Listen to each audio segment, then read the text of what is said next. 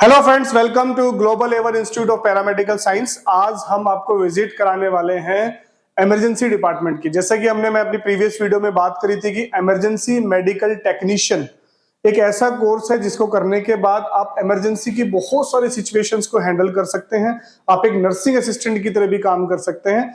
Emergency का मतलब क्या, ऐसी सिचुएशन आना जिसमें इमीडिएट रिस्पॉन्स की जरूरत होती है।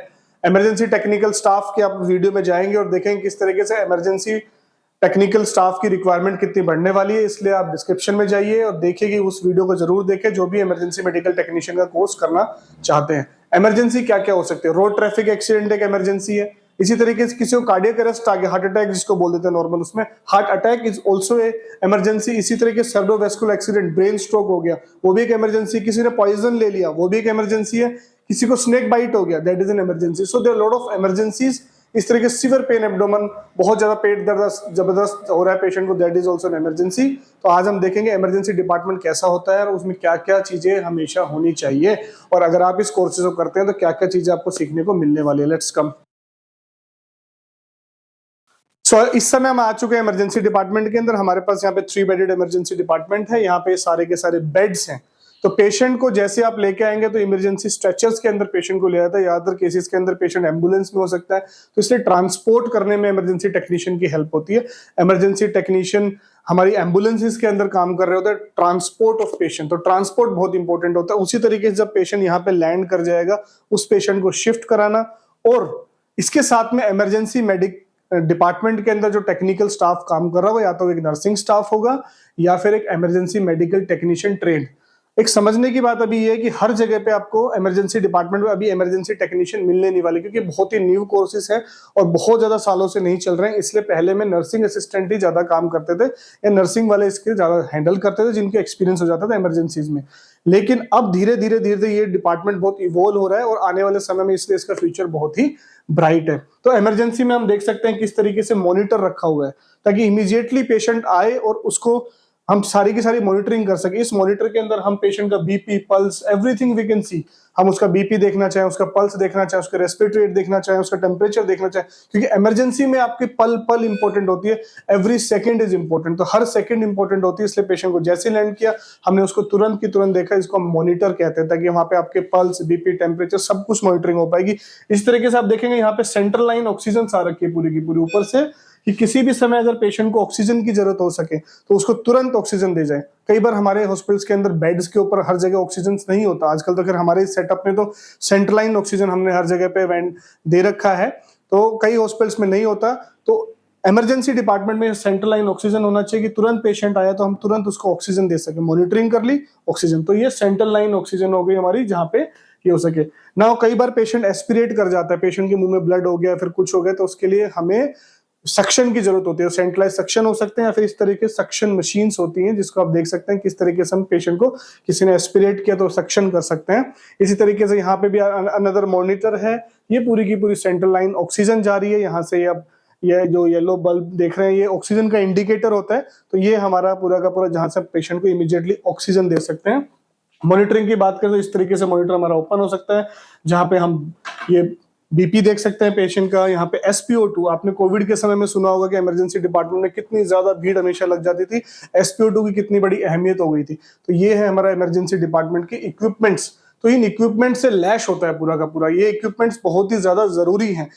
इमरजेंसी डिपार्टमेंट में आप ऐसे नहीं कह सकते सिर्फ एक बेड आपने डाल के दे दिया, इसलिए हमारे टेक्निकल स्टाफ इतनी सारी चीजें सीखेंगे कि एक पेशेंट को ट्रांसपोर्ट से लेके उसके बाद उसको सारा मॉनिटरिंग, जैसे पेशेंट को यहाँ पे लेके आपने मॉनिटरिंग किया, उसका BP, pulse, temperature, SpO2 check किया, अगर पेशेंट को ने कुछ एस्पिरेट कर रखा है तो उसको इमीडिएटली हमने सक्शन कर दिया। इसी तरीके से वेंटिलेटर्स होते हैं, अगर पेशेंट को वेंटिलेटर पे ले जाना पड़ जाए तो।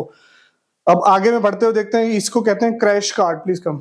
तो ये क्रैश कार्ट होता है। क्रैश कार्ट की हम बात करें, क्रैश जैसे कि नाम ही बता रहा है, क्रैश कार्ट, यानी कि इसके अंदर वो सारी दवाइयां हम इमरजेंसी में रेडी करके रखते हैं कि कोई भी इमरजेंसी सिचुएशन पेशेंट को आ गई, उसका हार्ट बहुत ज्यादा प्रॉब्लम कर रहा है, उसको बीपी की कोई दवाइयों की जरूरत है, इमीडिएटली उसका हार्ट अटैक आ चुका है, तो जैसे आमतौर पर हम फार्मेसी में बार बार पेशेंट को नहीं भेजेंगे कि आप जाओ अटेंडेंट को दवाई लेके आओ, ये दवाई लेके आओ, वो दवाई नहीं।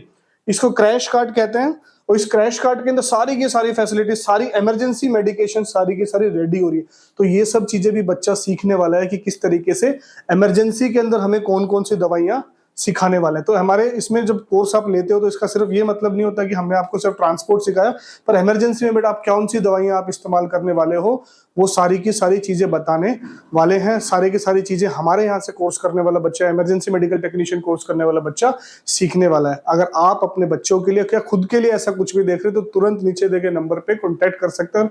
इस चैनल को सब्सक्राइब करना कभी भी ना भूलें। अगर आप एक टेक्निकल स्टाफ हैं, आप पढ़ाई भी कर रहे हैं या फिर आप डॉक्टर भी हैं, पेरिफेरीज में काम कर रहे हैं, क्योंकि इसमें स्टैंडर्ड इन्फॉर्मेशन मिलने वाली, जेन्युइन इन्फॉर्मेशन मिलने वाली और डॉक्टर्स के थ्रू, इसलिए ना केवल वो लोग जो स्टूडेंट हैं या स्टूडेंट हो चुके हैं कहीं प्रैक्टिस कर रहे हैं उनको हेल्प होने वाला है इस चैनल के माध्यम से, बल्कि डॉक्टर्स को भी रिफ्रेश करने के लिए, उनकी नॉलेज को रिफ्रेश करने के लिए और गहराइयों में जाने के लिए। इसलिए तुरंत चैनल को सब्सक्राइब करें, ये आपको बहुत ज्यादा इन्फॉर्मेशन देगा, बहुत हेल्प करेगा। तो जो भी पैरामेडिकल स्टाफ्स हैं, बीएमएस डॉक्टर है, बीएमएस डॉक्टर्स है, एमबीबीएस डॉक्टर जो बाहर पेरिफेरीज में कहीं पे भी काम कर रहे हैं, तो उनको हमेशा ये हेल्प करेगा। तो तुरंत चैनल को सब्सक्राइब करें। क्रैश कार्ड की बात करें तो इसकी डिटेलिंग में हम बाद में जाएंगे, किस तरह क्रैश कार्ड को प्रिपेयर किया जाता है। उसी तरीके से यहाँ पे ईसीजी मशीन है।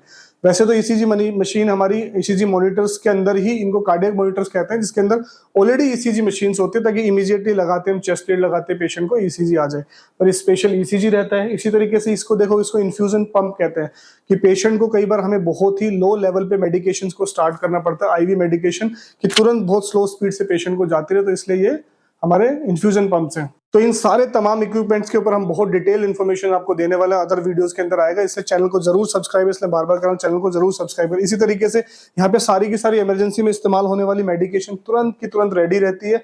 बाकी सारी की सारी, अगर आपको बाकी मशीनरीज भी हमारी यहाँ पे रेडी। इसी तरीके से हमने एक्सरे मशीन को भी रेडी करके रखा कि ट्रॉमा का पेशेंट अगर आ जाता है तो उसको मोबिलाइज ना करना पड़े। किसी को एक्सीडेंट हो गया, पैर में फ्रैक्चर हो चुका है, हिप में फ्रैक्चर हो चुका है, तो ऐसा नहीं करेंगे, उसको यहाँ से उठा के हम एक्सरे डिपार्टमेंट के अंदर शिफ्ट करेंगे। इसलिए इमरजेंसी डिपार्टमेंट के अंदर मोबाइल एक्सरे भी अवेलेबल होता है। तो ये इमरजेंसी डिपार्टमेंट की मैंने बताया, जहां पे तमाम तरीके के इक्विपमेंट्स अवेलेबल होते हैं ताकि किसी भी समय इमरजेंसी सिचुएशन को हम हैंडल कर सके और पेशेंट की लाइफ को बचा सके। यहाँ पे सेकंड्स का भी मामला बहुत मैटर करता है, यहाँ पे मिनट्स का मामला भी बहुत ज्यादा मैटर करता है। इसलिए इमरजेंसी टेक्निकल स्टाफ को बहुत वेल ट्रेंड होना पड़ता है, उसको मेंटली स्ट्रांग होना पड़ता है, फिजिकली स्ट्रांग होना पड़ता है और टेक्निकली स्ट्रांग तो होना ही पड़ता है, क्योंकि उस समय पेशेंट की पल पल इंपॉर्टेंट है और वो कोऑर्डिनेट करते हैं सीनियर टेक्निकल स्टाफ के साथ में, और साथ में उनके पास होता है इमरजेंसी डिपार्टमेंट के doctors.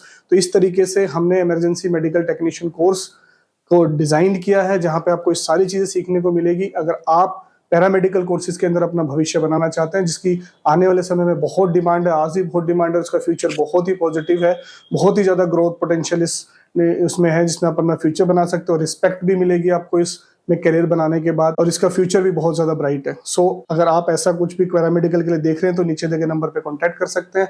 Global A1 institute of paramedical science का पहला बैच स्टार्ट हो चुका है। आप हमारी वेबसाइट पे जाके देख सकते हैं किस तरह के सारे कोर्सेज अवेलेबल हैं। और अगर आप फिर भी असमंजस में हैं, अभी डिसाइड नहीं कर पा रहे हैं, तो हमारे काउंसलर से free online and offline counselling कर सकते हैं। सो फ्रेंड्स, चैनल को सब्सक्राइब करें, वीडियो को लाइक करें व शेयर करें। Thank you.